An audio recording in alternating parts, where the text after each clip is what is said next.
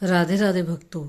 आज मैं आपको अर्थ माघ कृष्णा एकादशी की व्रत कथा सुनाने जा रही हूँ। एक समय दालभ्य ऋषि ने पुलस्त्य ऋषि से पूछा कि महाराज, पृथ्वी लोक के मनुष्य ब्रह्म हत्या आदि महान पाप करते हैं, पराये धन की चोरी तथा दूसरे की उन्नति को देखकर ईर्ष्या करते हैं, साथ ही अनेक प्रकार के व्यसनों में फंसे रहते हैं, फिर भी उनको नरक प्राप्त नहीं होता। इसका कारण क्या है? वह ना जाने कौन सा दान पुण्य करते हैं जिससे उनके पाप नष्ट हो जाते हैं। यह सब कृपा पूर्वक आप कहिए। पुलस्त्य मुनि कहने लगे कि हे महाभाग, आपने मुझसे अत्यंत गंभीर प्रश्न पूछा है। इससे संसार के जीवों का अत्यंत भला होगा। इस भेद को ब्रह्मा, विष्णु, रुद्र तथा इंद्र आदि भी नहीं जानते, परंतु मैं आपको यह गुप्त तत्व अवश्य बताऊंगा। माघ मास के लगते ही मनुष्य को स्नान आदि करके शुद्ध रहना चाहिए और इंद्रियों को वश में करके तथा काम, क्रोध, लोभ, मोह, अहंकार, ईर्ष्या और द्वेष आदि का त्याग कर भगवान का स्मरण करना चाहिए। पुष्य नक्षत्र में गोबर, कपास, तिल मिलाकर उनके कंडे बनाने चाहिए। उन कंडों से 108 बार हवन करना चाहिए और उस दिन मूल नक्षत्र हो और एकादशी तिथि हो तो अच्छे पुण्य देने वाले नियमों को ग्रहण करें। स्नान आदि नित्य क्रिया से निवृत्त होकर सब देवताओं के देव श्री भगवान का पूजन कर और एकादशी का व्रत धारण करें। रात्रि को जागरण करना चाहिए। उसके दूसरे दिन धूप, दीप, नैवेद्य आदि से भगवान का पूजन करके खिचड़ी का भोग लगाएं।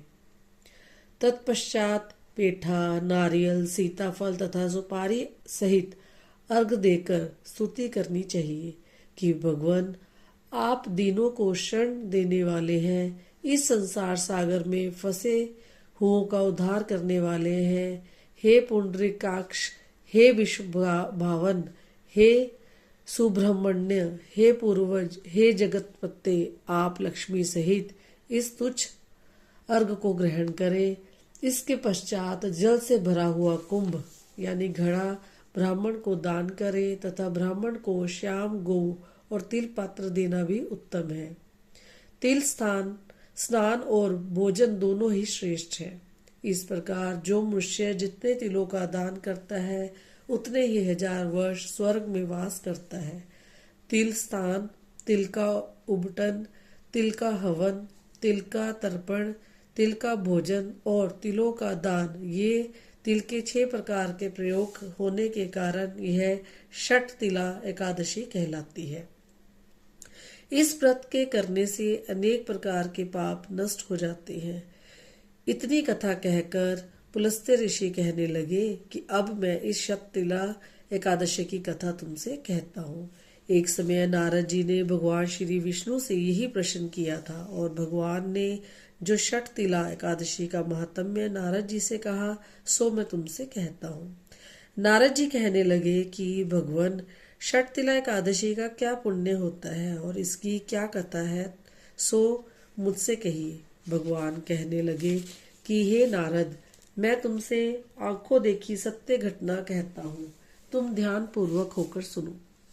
प्राचीन काल में मृत्युलोक में एक ब्राह्मणी रहती थी। वह सदैव व्रत किया करती थी। एक समय वह 1 मास तक व्रत करती रही। इससे उसका शरीर अत्यंत दुर्बल हो गया। यद्यपि वह अत्यंत बुद्धिमान थी, तथापि उसने कभी देवताओं या ब्राह्मणों के निमित्त अन्न या धन का दान नहीं किया था। इससे मैंने सोचा कि ब्राह्मणी ने व्रत आदि से अपना शरीर शुद्ध कर लिया है, अब इसको विष्णु लोक तो मिल ही जाएगा, परंतु इसने कभी अन्नदान नहीं किया है, इससे इसकी तृप्ति होनी कठिन है। ऐसा सोचकर मैं एक भिखारी बनकर मृत्युलोक में उस ब्राह्मणी के पास गया और उससे भिक्षा मांगी। वह ब्राह्मणी बोली कि महाराज, आप यहाँ किस लिए आए हैं? मैंने कहा कि मुझे भिक्षा चाहिए। इस पर उसने एक मिट्टी का ढेला मेरे भिक्षा पात्र में डाल दिया। मैं उसे लेकर स्वर्ग में लौट आया। कुछ समय पश्चात वह ब्राह्मणी भी शरीर त्याग कर स्वर्ग में आ गई। उस ब्राह्मणी को मिट्टी का दान करने से स्वर्ग में सुंदर महल मिला, परंतु उसने अपने घर को अन्न आदि सब सामग्रियों से शून्य पाया। घबराकर वह मेरे पास आई और कहने लगी, भगवान, मैंने अनेकों व्रत आदि से आपकी पूजा की, परंतु फिर भी मेरा घर अन्न आदि सब वस्तुओं से शून्य है। इसका क्या कारण है? मैंने कहा कि पहले तुम अपने घर जाओ, देव स्त्रियां तुम्हें देखने के लिए आएंगी। पहले उनसे षट तिला एकादशी का पुण्य और विधि सुन लो, तब द्वार खोलना। मेरे ऐसे वचन सुनकर वह अपने घर गई।